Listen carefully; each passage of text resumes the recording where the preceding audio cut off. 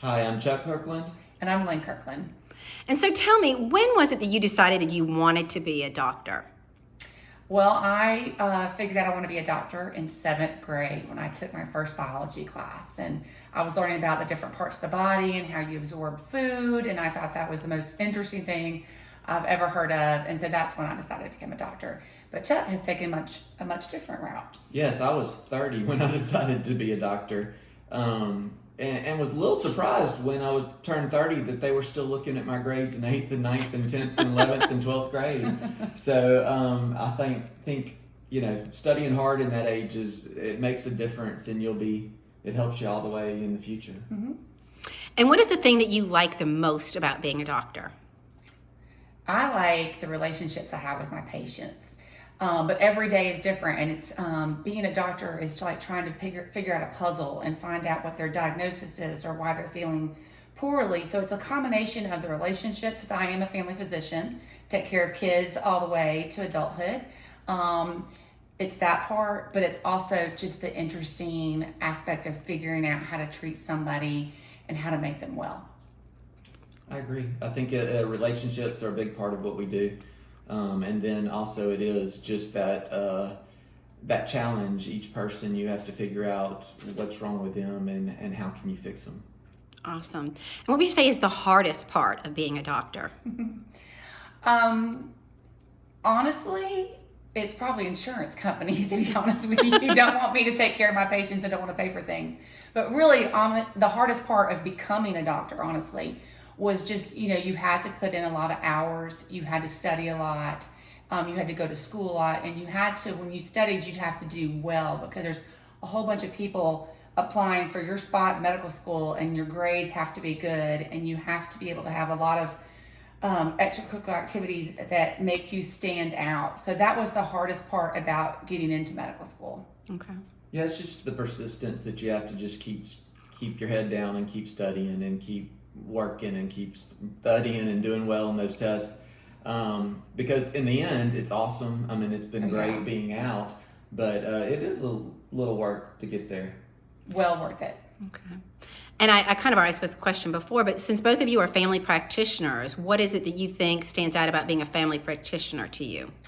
I think, a lot of people look at specialists and deem them higher level, but that specialist only has to do one thing. As a family physician, you have to know about kids and you have to know about adults. You have to know how to do well visits and sick visits. You have to take care of everything and not just one thing. So to me, that is probably the hardest part of being a family physician. It is the hardest, but it also gives us diversity, Right. meaning this every day is different. We don't get bored. So we don't get bored. You don't see the same thing over and over and answer the same question 30 times a day. It's, each question's different. And what would you advise someone that decided they would like to become a doctor? What advice would you give them? I would say study hard, and make sure you're taking all the science classes you can, the math classes.